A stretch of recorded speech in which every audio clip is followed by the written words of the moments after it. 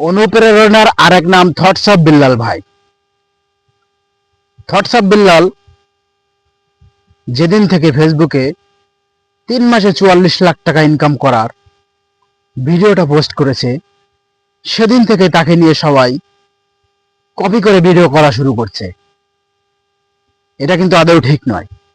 সে তার বুদ্ধিমত্তা দিয়ে ভিডিও করে, তার মতো কাজ করে, কন্টেন্ট ক্রিয়েট করে সে আজকে সফল হয়েছে।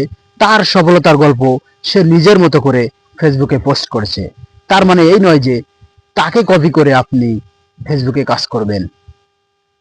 আপনার নিজের বুদ্ধি খাটান, নিজের বুদ্ধি খাটিয়ে, বিবেক খাটিয়ে কন্টেন্ট তৈরি করে ফেসবুকে আপলোড করুন।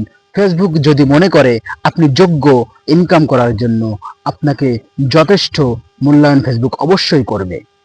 কারণ ফেসবুক কখনো যোগ্য ব্যক্তিদেরকে ফিরিয়ে দেয় না খালি হাতে।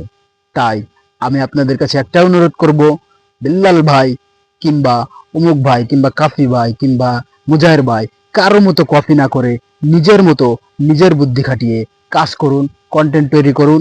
দেখুন একদিন সফল হবেনই। সেটা থটস অফ বিল্লাল ভাই নিজেও বলে থাকেন। ধন্যবাদ সবাইকে। কেউ কারো কপি কখনো করবেন না।